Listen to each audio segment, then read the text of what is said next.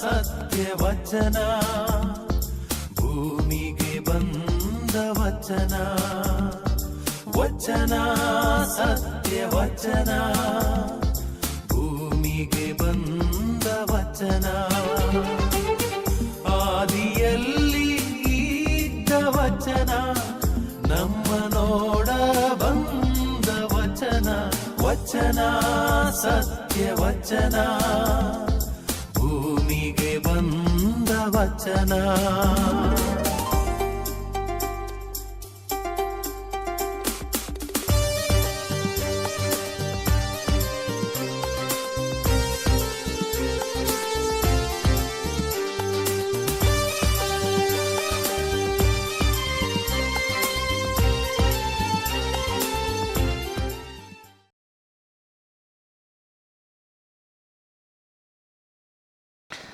ಪಿತನ ಸುತನ ಮತ್ತು ಪವಿತ್ರ ಆತ್ಮನ ನಾಮದಲ್ಲಿ ಆಮೆನ್.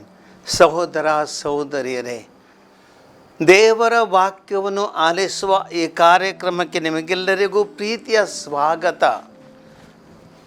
ಯಾವೊಂದು ಕಾರ್ಯಕ್ಕೆ ಹೊರಡುವಾಗ ನಮಗೊಂದು ಒಳ್ಳೆಯ ಅಭ್ಯಾಸವಿದೆ. ನಾವೆಲ್ಲರೂ ಒಳ್ಳೆಯ ಬಟ್ಟೆಯನ್ನು ಧರಿಸಿಕೊಳ್ಳುತ್ತೇವೆ, ನಮ್ಮನ್ನು ಶೃಂಗರಿಸುತ್ತೇವೆ, ಹಲವಾರು ಆಭರಣಗಳನ್ನು ತೊಡುತ್ತೇವೆ, ಬಟ್ಟೆ ಬರೆಗಳನ್ನು ತೊಡುತ್ತೇವೆ. ಯಾಕೆಂದರೆ ನಾವು ಚೆಂದ ಕಾಣಬೇಕು.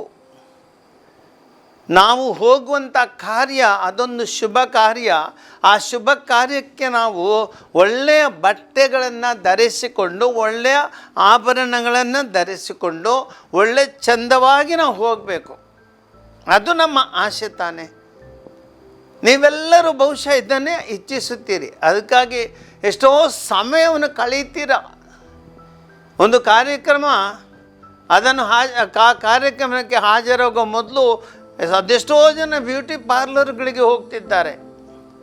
ಅಲ್ಲೇ ಅದೆಷ್ಟೋ ಸಮಯವನ್ನು ಕಳೆದು ಶೃಂಗರಿಸಿಕೊಂಡು ಹೋಗುವಾಗ ನೀವು ಆ ಕಾರ್ಯಕ್ರಮಕ್ಕೆ ಹೋಗುವಾಗ ಎಲ್ಲರೂ ನೀ ಚೆಂದ ಕಾಣ್ತಿದ್ದೀಯಾ, ಬಹಳ ಸುಂದರವಾಗಿ ಕಾಣ್ತಿದ್ದೆ ಅಂದರೆ ಅದೆಷ್ಟು ಸಂತೋಷ.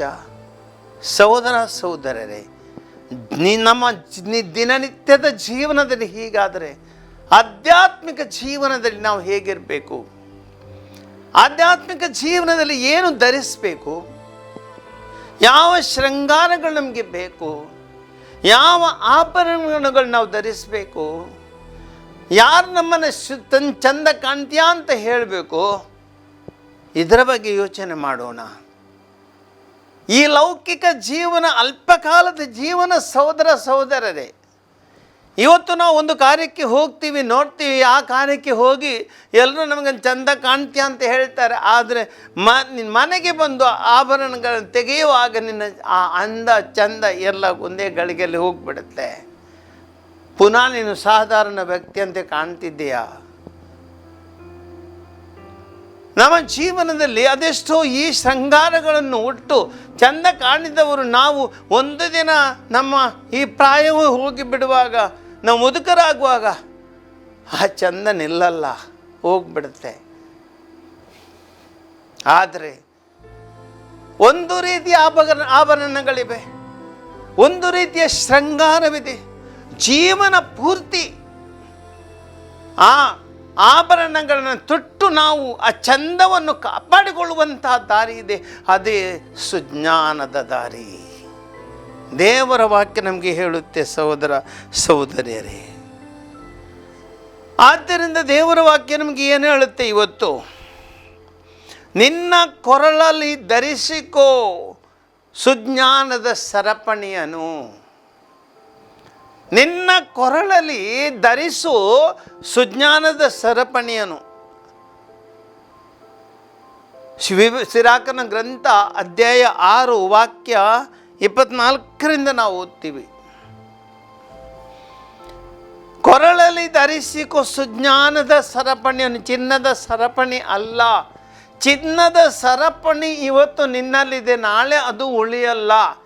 ಅದೆಷ್ಟೋ ಘಟನೆಗಳು ನಾನು ನೋಡಿದ್ದೇನೆ, ಟಿ ವಿಯಲ್ಲಿ ಎಷ್ಟೋ ವಿಡಿಯೋಗಳನ್ನು ನೋಡಿದ್ದೀನಿ. ಯಾರೋ ಬಂದುಬಿಡ್ತಾರೆ, ಕೊರಳಿದ್ದ ಸರವನ್ನು ಕಿತ್ಕೊಂಡು ಹೋಗಿಬಿಡ್ತಾರೆ, ಹೋಯಿತು. ಮತ್ತು ನಿನ್ನ ಚಂದ ಎಲ್ಲಿ? ಕೊರಳಲ್ಲಿದ್ದ ಸರ ಇಲ್ಲ ಎಂದಾದ್ಮೇಲೆ ನಿನ್ನ ಆ ಚಂದ ಇರಲ್ಲ. ಅದೇ ರೀತಿ ಈ ನಿನ್ನ ಚಂದ ಕೊರಳಲ್ಲಿ ಜ್ಞಾನ ಸುಜ್ಞಾನದ ಸರಪಣಿ, ಅದನ್ನು ಯಾರು ಕಿತ್ತುಕೊಳ್ಳಿಕ್ಕೆ ಸಾಧ್ಯವಿಲ್ಲ. ಯಾವೊಬ್ಬ ಮನುಷ್ಯನು, ಯಾವೊಬ್ಬ ಕಳ್ಳನು, ಯಾವೊಬ್ಬ ಈ ಲೋಕದ ವ್ಯಕ್ತಿಯು ಸುಜ್ಞಾನದ ಸರಪಣಿ ನಿನ್ನ ಕೊರಳಲ್ಲಿ ಇದ್ದದ್ದು ಅದನ್ನು ಅಪಹರಿಸಲು ಸಾಧ್ಯವಿಲ್ಲ. ಚಂದವಾಗಿ ನಾನು ಬಾಳುವೆಯಾ? ದಿನನಿತ್ಯದ ನಿನ್ನ ಜೀವನ ಸುಜ್ಞಾನದ ಜೀವನ, ಅದರಲ್ಲಿ ನೀನು ಅಂದ ಚಂದವಾಗಿ ಕಂಗೊಳಿಸುವೆಯಾ? ಇದು ಜೀವನ, ಇದು ಜೀವನ.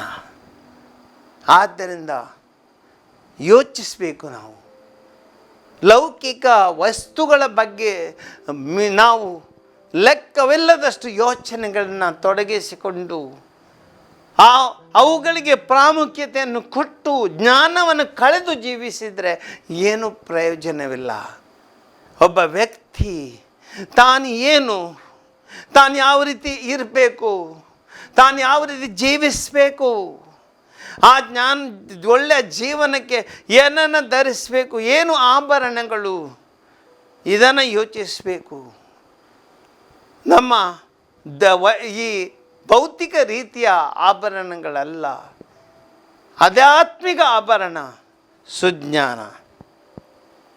ಹೊತ್ತುಕೋ ಅದನ್ನು ನಿನ್ನ ಹೆಗಲ ಮೇಲೆ, ಮರುಗಬೇಡ ಅದರ ಬಂಧನಗಳಿಗೆ. ಸುಜ್ಞಾನದ ಬಂಧನಕ್ಕೆ ನೀನು ಒಳಪಡುತ್ತೀಯ, ಆದರೆ ಮರುಗಬೇಡ. ಯಾಕೆ ದೇವರ ವಾಕ್ಯ ನಮಗೆ ಹೇಳುತ್ತೆ, ಒಂದು ನಾಯಿಯನ್ನು ಸರಪಳಿಯಲ್ಲಿ ಕಟ್ಟಿ ಹಾಕಿದರೆ ಅದು ಬಂಧನದಲ್ಲಿರುತ್ತೆ. ಒಬ್ಬ ಮನುಷ್ಯನಿಗೆ ಕೋಳವನ್ನು ತೊಡಿಸಿದರೆ ಆತನು ಬಂಧನದಲ್ಲಿರುತ್ತಾನೆ. ಆ ಬಂಧನದಲ್ಲಿರುವಾಗ ಮನುಷ್ಯ ಹೇಗೆ ತಾನೇ ಸಂತೋಷದಲ್ಲಿ ಇರಲು ಸಾಧ್ಯ? ಒಂದು ಹಕ್ಕಿ ಗೂಡಿನಲ್ಲಿ ಹಾಕಿಬಿಟ್ರೆ ಅದು ಬಂಧನದಲ್ಲಿರುತ್ತೆ, ಹೇಗೆ ಅದು ಸಂತೋಷದಲ್ಲಿ ಇರಲು ಸಾಧ್ಯ? ಹಾಗಾದರೆ ಸಹೋದರರೇ, ಮನುಷ್ಯರಿಗೆ ಯಾವ ಬಂಧನ ನಮಗೆ ಸಂತೋಷವನ್ನು ನೀಡುತ್ತೆ? ಲೌಕಿಕ ಬಂಧನಗಳು ನಮ್ಮ ಸಂತೋಷವನ್ನು ಹಾಳುಗೆಡುತ್ತವೆ. ಮನುಷ್ಯನು ಇವತ್ತು ಏನಾಗಿದ್ದಾನೆಂದರೆ, ಮನುಷ್ಯನು ಸಂಪತ್ತಿನ ಬಂಧನಕ್ಕೆ ಒಳಪಟ್ಟಿದ್ದಾನೆ. ಹಣ, ಆಸ್ತಿ, ದುಡ್ಡು, ಲೌಕಿಕ ವಿಷಯಗಳು, ಇದೇ ಆಸ್ತಿ, ಈ ಬಂಧನಕ್ಕೆ ಒಳಪಟ್ಟಿದ್ದಾನೆ. ಆಸ್ತಿಯ ಪ್ರೀತಿಯಿಂದ ಹೊರಗೆ ಬರಲಿಕ್ಕೆ ಆಗ್ತಾ ಇಲ್ಲ. ಇನ್ನೂ ಬೇಕು ಜಾಗ. ತಂದೆ ತಾಯಿಗಳಿಂದ ಬಂದ ಆಸ್ತಿ ಪಾಸ್ತಿ ಹಂಚಲಿಕ್ಕೆ ಮನಸ್ಸಿಲ್ಲ. ತನ್ನ ಸಹೋದರಿಯನ್ನು ಮೋಸಗೊಳಿಸಿ ತಾನು ಆಸ್ತಿಯನ್ನು ಸಂಪಾದಿಸ್ತಾನೆ. ಇದು ಮನುಷ್ಯನ ಜೀವನ. ಅಕ್ರಮ ವಿಧಾನಗಳಿಂದ ಹಣ ಗಳಿಸಿಕೊಂಡು ನಾವು ಟಿ ವಿಯಲ್ಲಿ ನೋಡ್ತೇವೆ, ಅದೆಷ್ಟೋ ಅಕ್ರಮ ಸಂಪತ್ತನ್ನು ಇವತ್ತು ಗಳಿಸ್ತಾರೆ. ಲಂಚ ಇವುಗಳಿಂದ ಹಣ ಗಳಿಸ್ತಾರೆ. ಎಷ್ಟೋ ಜನರ ಮೋಸಗೊಳಿಸಿ ಹಣ ಗಳಿಸ್ತಾರೆ. ಏನು ಪ್ರಯೋಜನ ಇದರಲ್ಲಿ? ಈ ಬಂಧನಕ್ಕೆ ಒಳಪಟ್ಟಿದ್ದೇವೆ ನಾವು. ದುಡ್ಡಿನ ಬಂಧನಕ್ಕೆ, ಆಸ್ತಿಯ ಬಂಧನಕ್ಕೆ, ಮಣ್ಣಿನ ಬಂಧನಕ್ಕೆ, ಹೆಣ್ಣಿನ ಬಂಧನಕ್ಕೆ, ಈ ಲೌಕಿಕ ಆಶೆಗಳ ಬಂಧನಕ್ಕೆ ಒಳಪಟ್ಟಿದೆ. ಗುಲಾಮರು ನಾವು. ಇದರಲ್ಲಿ ಸಂತೋಷ ಸಿಗಲ್ಲ. ಬರೀ ನೋವು. ಚೆನ್ನಾಗಿ ಯೋಚಿಸೋಣ ಸಹೋದರರೇ. ಯಾವೊಬ್ಬ ಮನುಷ್ಯನಿಗೂ ಲೌಕಿಕ ವಸ್ತುಗಳ ಆ ಬಂಧನದಲ್ಲಿ ಸಂತೋಷ ಸಿಗಲ್ಲ. ಬರೀ ನೋವು. ಅವುಗಳು ಎಷ್ಟರ ತನಕ ನಮ್ಮಲ್ಲಿ ನಾವು ಇಟ್ಟುಕೊಳ್ತೇವೆ, ಅಷ್ಟು ಸಮಯ ನಮ್ಮ ಜೀವನ ಅರ್ಧ ಪಾಲು ಸಂತೋಷವನ್ನು ಕಳ್ಕೊಳ್ತೀವಿ ನಾವು. ಅದಕ್ಕೆ ದೇವರ ವಾಕ್ಯ ಹೇಳುತ್ತೆ, ನಿನ್ನ ಹಗಲ ಮೇಲೆ ಹೊತ್ತುಕೋ ಸರಪಣಿ, ಜ್ಞಾನದ ಸರಪಣಿಯನ್ನು ಹೆಗಲ ಮೇಲೆ, ಮರುಗಬೇಡ ಅದರ ಬಂಧನಗಳಿಗೆ. ಯಾಕೆ? ಅದರ ನೆರೆ ನೀರು ಪೂರ್ಣ ಹೃದಯದಿಂದ ಅದರ ಸದಾಚಾರವನ್ನು ಕಾಪಾಡು. ಪೂರ್ಣ ಶಕ್ತಿಯಿಂದ ವೇದ್ಯವಾಗುವುದು ಲವಲವಿಕೆಯಿಂದ ಹುಡುಕಿದರೆ ಕಳೆದುಕೊಳ್ಳಬೇಡ, ಅದನ್ನು ನಿನ್ನ ಕೈವಶವಾದ ಮೇಲೆ. ಸಹೋದರ ಸಹೋದರಿ, ಸುಜ್ಞಾನವೆಂಬುದು ನಿನ್ನಲ್ಲಿರುವಾಗ ಅದರ ಬಂಧನದಲ್ಲಿ ಇರುತ್ತೀಯ. ಆದರೆ ನಿನ್ನ ಆಧ್ಯಾತ್ಮಿಕ ಸ್ವಾತಂತ್ರ್ಯ ನಿನಗಿದೆ. ನೀನು ಏನನ್ನು ಮಾಡಲು ಇಚ್ಛಿಸ್ತೀಯ, ಯಾವುದನ್ನು ನಿನ್ನನ್ನು ತಡೆಯುವುದಿಲ್ಲ. ಲೌಕಿಕ ಬಂಧನಗಳ ನೋವು ನಿನಗಿಲ್ಲ. ಯಾಕೆಂದರೆ ಸುಜ್ಞಾನದ ಬಂಧನಕ್ಕೆ ನೀನು ಒಳಪಟ್ಟಿದ್ದೀಯಾ. ಲೌಕಿಕ ಬಂಧನಗಳು ನಿನ್ನನ್ನು ತಡೆಯಲಿಕ್ಕೆ ಸಾಧ್ಯವಿಲ್ಲ. ನೋವುಗಳ ನಿನ್ನನ್ನು ಖಂಡಿತವಾಗಿ ಹಿಂಸಿಸಲು ಸಾಧ್ಯವಿಲ್ಲ. ಕಷ್ಟಗಳು ನಿನ್ನ ಬಳಿಗೆ ಸುಳಿಯಲು ಸಾಧ್ಯವಿಲ್ಲ. ಪಾಪ ಶಕ್ತಿಗಳು ನಿನ್ನ ಬಳಿ ಸುಳಿಯಲು ಸಾಧ್ಯವಿಲ್ಲ. ಮತ್ಸರ ಸ್ವಾರ್ಥಗಳು ನಿನ್ನ ಬಳಿ ಸುಳಿಯಲು ಸಾಧ್ಯವಿಲ್ಲ. ಇವುಗಳಿಂದ ನೀನು ಮುಕ್ತವಾಗಿರುವೆ. ಒಬ್ಬ ಸುಜ್ಞಾನಿಗೆ ಜೀವನ ಏನೆಂದರೆ ಚೆನ್ನಾಗಿ ಗೊತ್ತು. ಒಳ್ಳೆಯದು ಕೆಟ್ಟದ್ದು ಏನಂತ ಆತನಿಗೆ ಚೆನ್ನಾಗಿ ಗೊತ್ತು. ಆದುದರಿಂದ ಯಾವ ರೀತಿಯಲ್ಲಿ ಆತನು ಆಶೆಗಳಿಗೆ, ಕೆಟ್ಟ ಅನಾಚಾರಗಳಿಗೆ, ಕಾಮಾಚಾರಗಳಿಗೆ, ವಾಮಾಚಾರಗಳಿಗೆ ಅಥವಾ ಯಾವುದೇ ರೀತಿಯ ಕೆಟ್ಟ ಆಚಾರಗಳಿಗೆ ಒಳಪಡುವುದಿಲ್ಲ. ಯಾಕೆಂದರೆ ಕೆಟ್ಟದ್ದು ಯಾವುದು, ಒಳ್ಳೆಯದು ಯಾವುದು ಆತನಿಗೆ ಸದಾ ತಿಳಿದಿರುತ್ತದೆ. ಅವನೊಬ್ಬ ಜ್ಞಾನಿ. ಒಬ್ಬ ಜ್ಞಾನಿ ತಪ್ಪಿ ಬೀಳಲ್ಲ. ಆತನಿಗೆ ಜೀವನದಲ್ಲಿ ನೋವುಗಳು ಬರಲ್ಲ. ವೇದನೆಗಳು ಆತನನ್ನು ಖಂಡಿತವಾಗಿ ಹಿಂಸಿಸಲ್ಲ. ಅದೆಷ್ಟು ಸುಂದರ! ನಿಜವಾದ ಸ್ವಾತಂತ್ರ್ಯ ಅಲ್ಲಿದೆ. ಜ್ಞಾನದ ಬಂಧನಕ್ಕೆ ನೀನು ಒಳಪಡಬೇಕು. ಮುಂದೆ ದೇವರ ವಾಕ್ಯ ಹೇಳುತ್ತೆ, ಕೊನೆಗೆ ದೊರಕುವುದು ನಿನಗೆ ಅದರಿಂದ ವಿಶ್ರಾಂತಿ. ಸಹೋದರ ಸಹೋದರಿಯರೇ, ಈ ಲೌಕಿಕ ವಸ್ತುಗಳಿಂದ ನಮಗೆ ವಿಶ್ರಾಂತಿ ಸಿಗಲ್ಲ. ನಾನೊಬ್ಬ ವ್ಯಕ್ತಿಯನ್ನು ಜೀವನದಲ್ಲಿ ನೋಡಿದಂಥ ಒಂದು ಘಟನೆಯನ್ನು ನಿಮ್ಮ ಮುಂದಿಡುತ್ತೇನೆ. ಆತನಿಗಂತೂ ಅಪಾರ ಆಸ್ತಿ ಇದೆ, ಆತನ ಬಳಿ ತುಂಬ ದುಡ್ಡಿದೆ. ಆದರೆ ಆ ಮನುಷ್ಯನಿಗೆ ಒಂದೇ ಒಂದು ದಿನ ಸಂತೋಷ ಇಲ್ಲ. ಯಾಕೆಂದರೆ ಆತನ ಮನೆಯಲ್ಲಿರುವ ಆ ವಸ್ತುಗಳ ಬಗ್ಗೆ ಅವುಗಳನ್ನು ಸಂರಕ್ಷಿಸಲು ಅದೆಷ್ಟೋ ಸಮಯವನ್ನು ಆತ ಕಳೆಯುತ್ತಾನೆ. ಅಲ್ಲಿ ಎಲ್ಲಿ ಟ್ಯಾಕ್ಸ್ ರೈಡ್ ಆಗ್ತದೆ, IT ರೈಡ್ ಆಗ್ತದೆ, ಇದಾಗ್ತದೆ, ಅದರ ಯೋಚನೆಗೆ ಭಯದಿಂದ ಆತನು ಜೀವಿಸ್ತಾನೆ. ಅದೇ ರೀತಿ ಎಲ್ಲೋ ಕಳ್ಳ ಕಾಕೋರು ಯಾವಾಗ ಬರ್ತಾರೆ ಅದರ ಬಗ್ಗೆ ಅವನಿಗೆ ಯೋಚನೆ, ಭಯ ಭಯ ಭಯ, ಎಲ್ಲ ರೀತಿಯಲ್ಲೂ ಭಯ.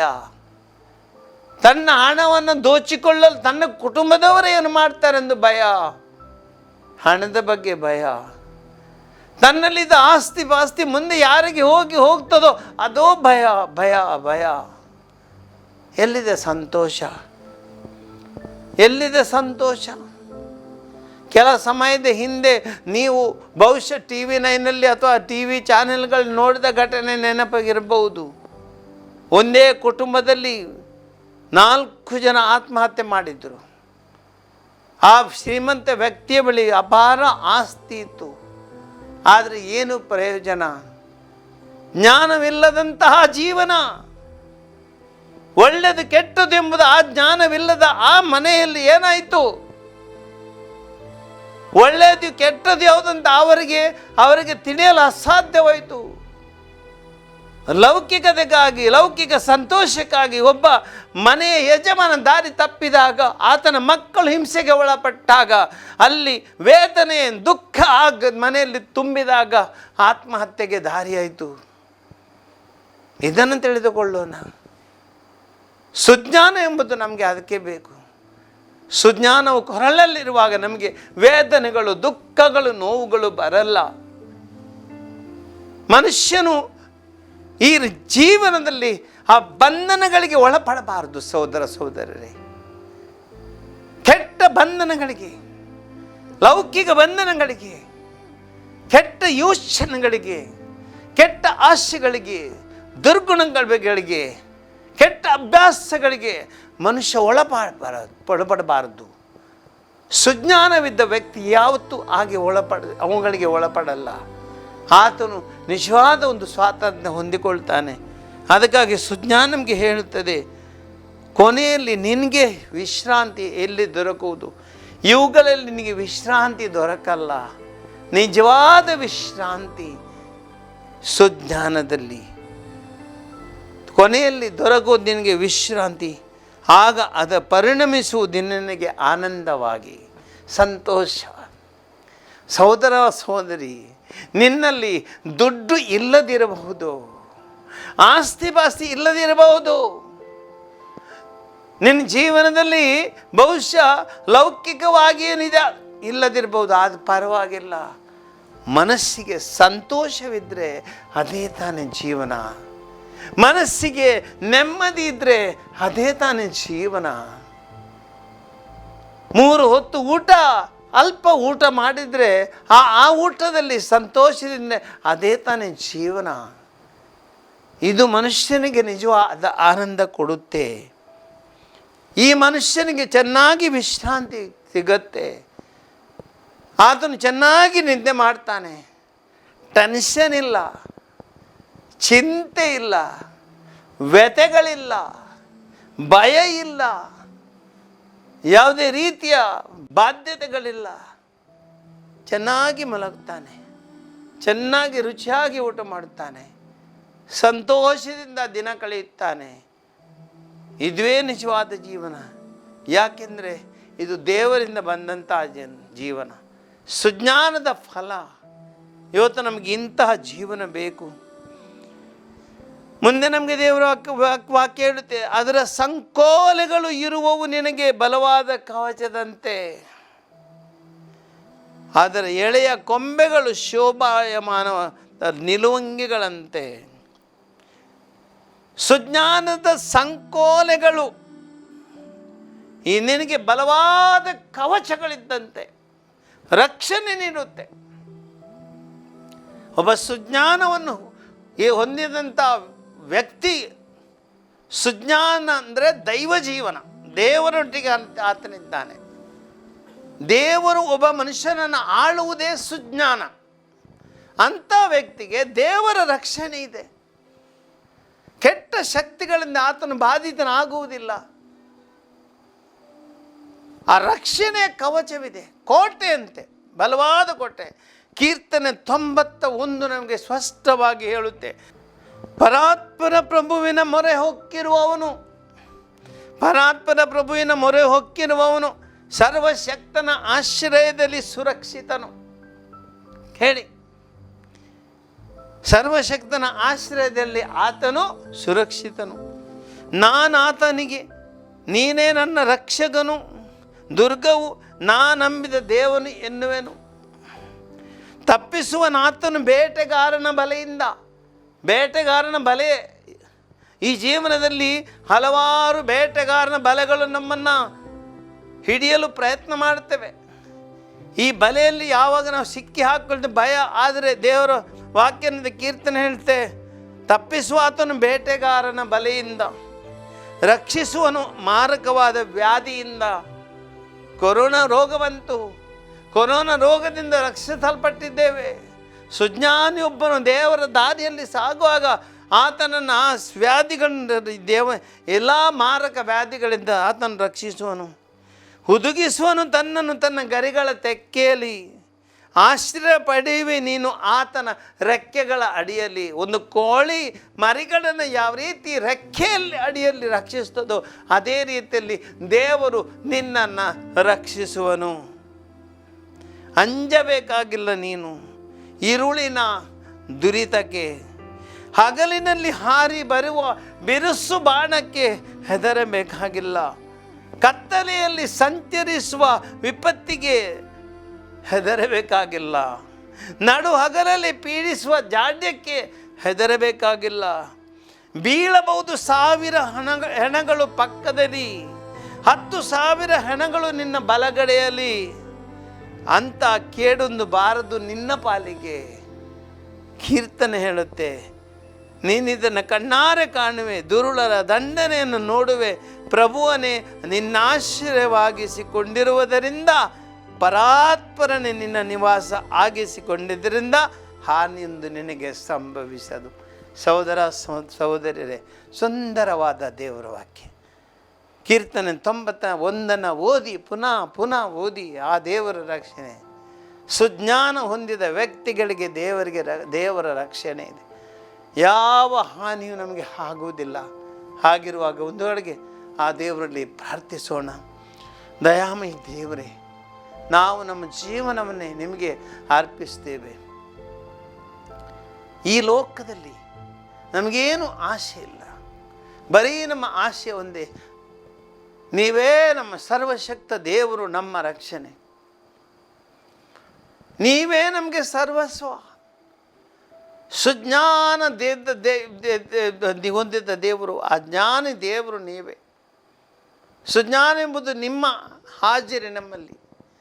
ಅದರಂತೆ ಜೀವಿಸಲು ನಮ್ಮ ಜೀವನದಲ್ಲಿ ಎಂಥೇ ಕಷ್ಟ ಸಂದರ್ಭದಲ್ಲಿ ಅವುಗಳನ್ನೆಲ್ಲ ಧೈರ್ಯವಾಗಿ ಎದುರಿಸಲು ನಿಮ್ಮ ಶಕ್ತಿ ನಮಗೆ ಕೊಡಿರಿ. ಸುಜ್ಞಾನಿಗಳನ್ನಾಗಿ ಮಾಡಿರಿ. ಸುಜ್ಞಾನದ ರಕ್ಷಣೆಯನ್ನು ನಮಗೆ ನೀಡಿರಿ. ನಾವು ನಿಮ್ಮನ್ನು ವಿಶ್ವಾಸಿಸ್ತೇವೆ, ನಿಮ್ಮನ್ನು ಆಶ್ರಯಿಸುತ್ತೇವೆ, ನಿಮ್ಮ ರಕ್ಷಣೆಯನ್ನು ಕೋರುತ್ತೇವೆ, ಪ್ರಾರ್ಥಿಸ್ತೇವೆ. ಆಮೆನ್.